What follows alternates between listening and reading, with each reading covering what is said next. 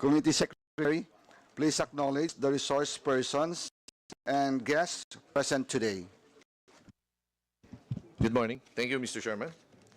May we kindly request our resource persons to please acknowledge when your name is mentioned. Office of the President, Secretary Lucas Bersamin. Morning, sir. The Executive Secretary for Legal Affairs, Annalise. Deputy Executive Secretary for Finance and Administration, Amanto Liberato. Deputy Executive Secretary for General Administration, Niela Aldo. Deputy Executive Secretary for Support Services, Alexander Flores. Undersecretary Leonardo Roy Cervantes. Undersecretary Al-Azri Muhammad Sali. Undersecretary Adrian Carlo Bersamin. Executive Director 5 Ernesto Torres Jr. May we also acknowledge the representative from the Department of Budget and Management, Chief Budget and Management Specialist, John Ri Castillo.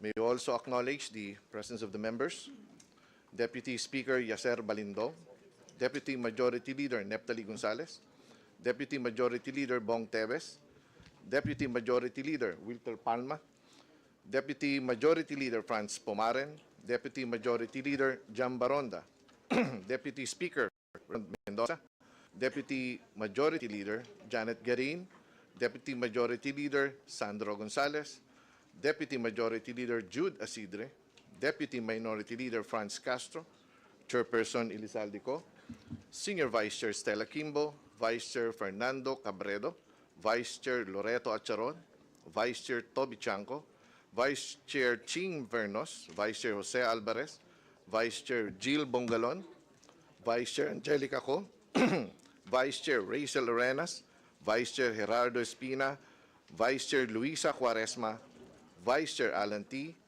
Vice Chair Francisco Matugas, Representative Ricardo Cruz, Representative Arlene Brosas, Representative Mark Go, Representative Salvador Pleito, Representative Ramon Jolo Revilla, Representative John Lasatin, Representative Dante Garcia, Representative Greg Gasataya, Representative Stephen Taduano, Representative Ray Reyes, Representative Patrick Vareyas, Representative Christopher Yap, Representative Joseph Tan, Representative Shungalao, Representative Jefferson Kanghun, Representative Raul Manuel, Representative Robert Estrella, Representative Isidro Lumayag, and Representative Ron Salo. That's all, Mr. Chairman. Thank you.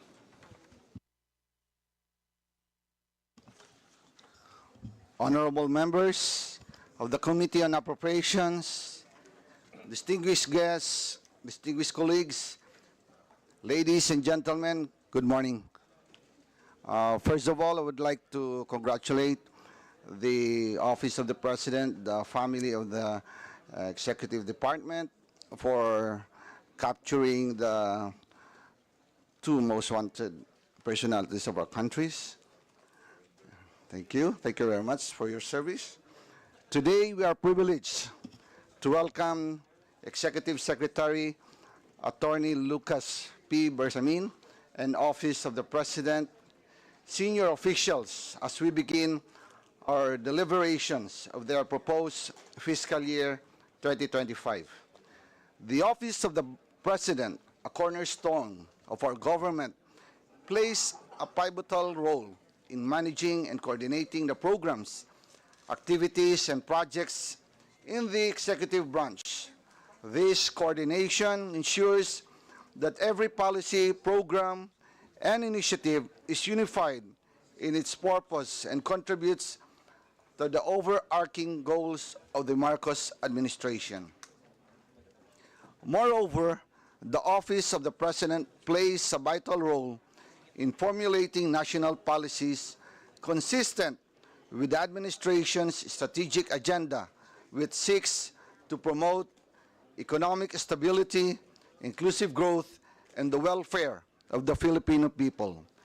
To fulfill its mandate, the OP is proposing a budget of 506 billion pesos to ensure that the essential work of family of policy formulation, governance, oversight, and strategic coordination is delivered to its stakeholders, the national government and the Filipino people.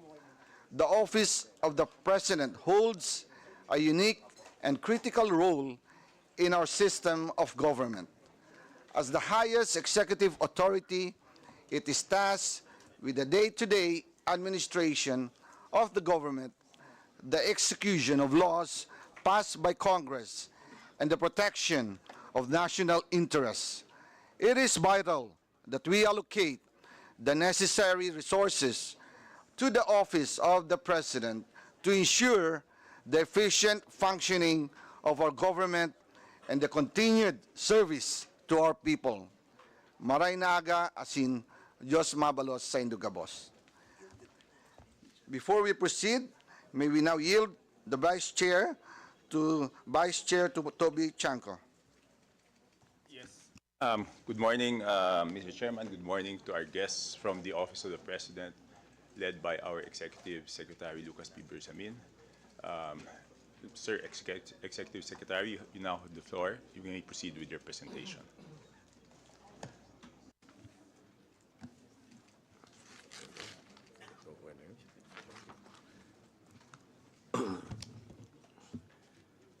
Mr. Chair, and the other members of this committee, good morning. It is an honor for me to appear before this committee to present, explain, and above all, seek the members' support for the proposed budget of the Office of the President for fiscal year 2025. Our attendance here as a delegation from the Office of the President is not merely for purposes of compliance with the legal requirement to present our proposed budget before a co-equal branch upon which the power to appropriate is conferred by the Constitution. Most important, we are here as a manifestation of the President's commitment to honor and respect the Congress as our partner in upholding the country's national interests, as well as in promoting the welfare of our people. I am taking this opportunity, Your Honors, to convey the President's view on our existing legislative relations, which is anchored on the principle that governance will be significantly improved through the efforts of our branches to work alongside each other with utmost respect for each other's mandate. Thus, the Office of the President will fully cooperate with the Congress for it to be able to fulfill its constitutional mandate as the keeper of the purse. For fiscal year 2025, the Office of the President requests a budget of 10,506,201,000 to perform its mandate for the people. This amount, if I may point out, is 1.88% lower than the budget of the Office of the President in fiscal year 2024 and represents a mere 0.19% of the proposed total budget, national budget for fiscal year 2025. Nonetheless, we believe that the proposed amount will be sufficient and adequate for the President to meet the exacting demands of being the head of state and of government, the chief architect of Philippine foreign policy, and the commander-in-chief. The budget proposal will later be discussed in detail for the appreciation of this committee.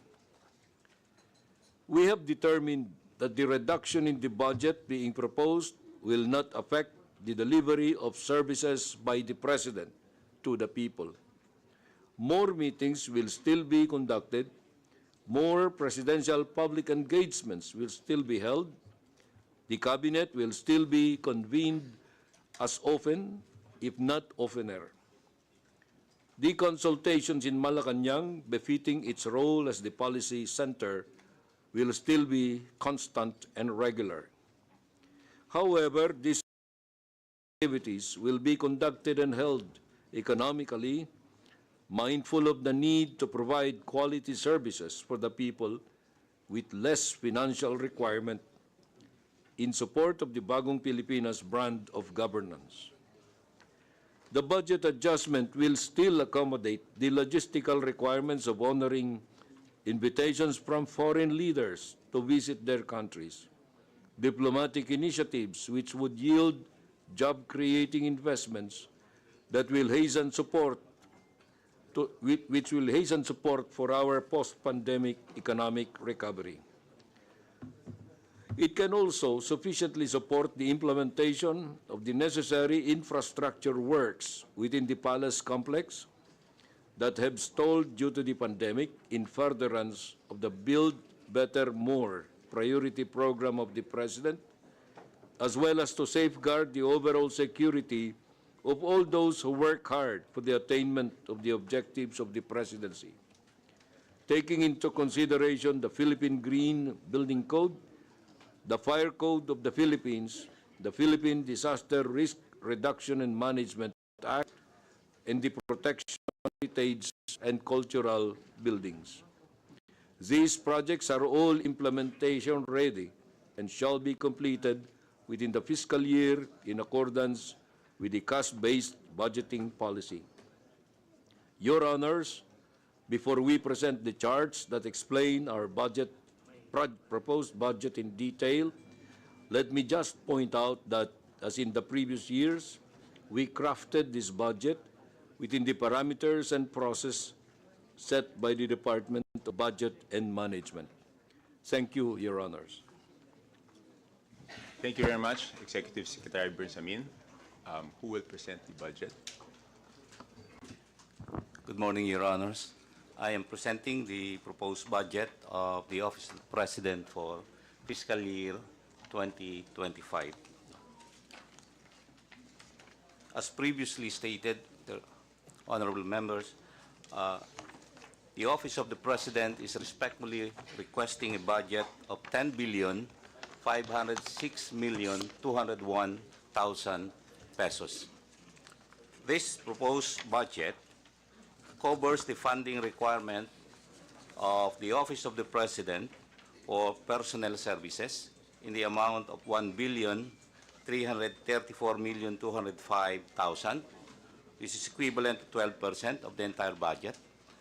Maintenance and other operating expenses of 7,955,419,000, representing 75% of the budget, and capital outlay in the amount of 1,216,577.